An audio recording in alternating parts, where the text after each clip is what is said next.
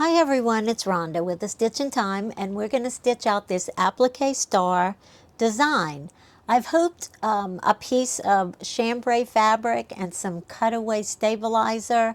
I cut a piece of fabric 16 inches by 16 inches and drew a center on it with a water-soluble pen so that I could hoop it in the exact center because I'm going to make a pillow with this, a pillow cover. I have 3 pieces of fabric for the star, red, white, and blue. And we'll take the hooped fabric and stabilizer over to the machine.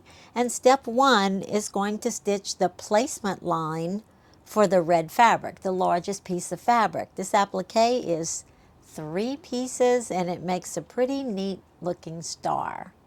So we're just going to center that red piece of fabric right over that placement line and tape it in place so that it doesn't move. I do like to iron and starch all my fabrics when I'm doing any kind of embroidery, really. So step 1, stitches the tack down, and it's going to stitch 2 tack down lines because we're going to cut out the center piece of fabric. So it's stitching the inner tack down line right now. We're going to remove the hoop from the machine, put it on my cutting table, remove the tape, and then we're going to trim the inner and outer edges of the red fabric. I stitched the placement lines with red thread, but if you want something that you can see better, certainly you can stitch it in white or another color that you can see really well to make it a little bit easier to cut. The satin stitching will cover up this tack down stitching anyway, so it doesn't matter. The satin stitching has a nice density and it will cover it up, or it should anyway. All right, so now we have the red fabric all in place. We're going to center the white fabric over the opening in the center of the red fabric, and we're going to tape that in place. I did put some shape flex on the back of that white fabric just so you couldn't see through it. And that's the only fabric I put any kind of backing on. And then it's going to stitch the tack down for the white fabric. Same thing, the inside and the outside is going to stitch there.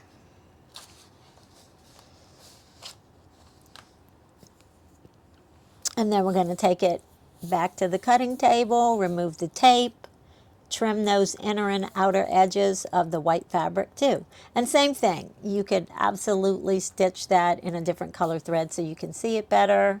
It is easier to see in person when you're doing it in your own sewing room, especially if you have good lighting. I'm using that little tiny scissors because the points are sharper just to get started in the center. But I do like a blunt tip scissors to trim applique because that way you don't kind of accidentally trim the wrong thing. It's not too sharp. Now we're going to place the blue fabric where that opening is in the white fabric, tape it down, and this one is just going to stitch one line because we're not going to cut the center out. The solid blue fabric will be the center of the star.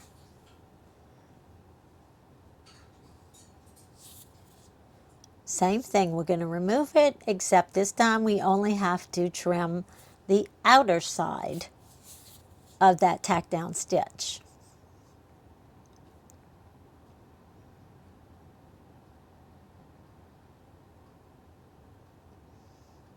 All right, we're going to put that back on the machine and we're going to stitch those decorative satin edges on the on the red, then the white and the blue. And what you're seeing happening right now is edge stitching. It's going to stitch an edge, just a running stitch edge, where the satin stitching is going to go down because that's going to make it a nice solid edge with no jagged edges. And then it's going to come over that with a zigzag stitch. I sped up the video so it's hard to see that it's actually making a zigzag stitch here.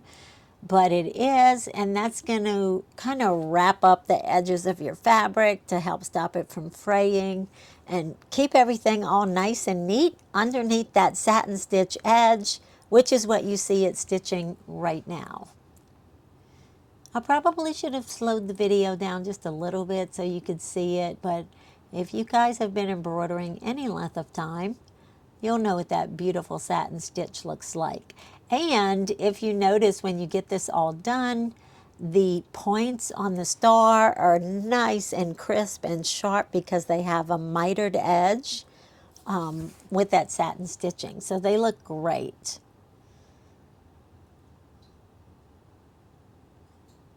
This is a pretty quick design to stitch out. I think it looks good on pillows. I'm making some pillows for my couch. It would be great for table linens or a tablecloth or a table runner, a towel, a yard flag, even a t-shirt. You could put this on a shirt or the back of a jacket. And now we're going to stitch the satin edges on the white fabric, and the same thing is going to happen. It's stitching that edge run. We like to use an edge run and a zigzag stitch, which is happening right now, to keep the edges of the applique really neat. Make sure it has good coverage. I think this star would probably be really cute on a denim tote bag too.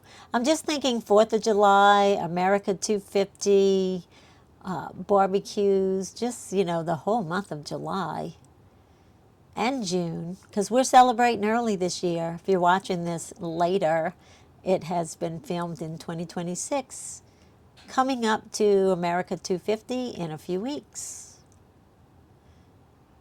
All right, so the last stitch is going to stitch the edging on the blue, and I'm using matching thread on all these fabrics.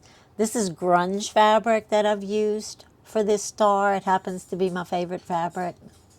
I have lots of colors in here. I like it a little better than just using a solid fabric. But this might be cute in a small print too. All right, so that is all there is to stitching that star. I'm actually just going to pop it out of the hoop, spritz it, and iron it to get rid of the water-soluble pen marks. And then I'm going to stitch up a quick little pillow cover, a throw pillow cover with a envelope back. Thanks for watching.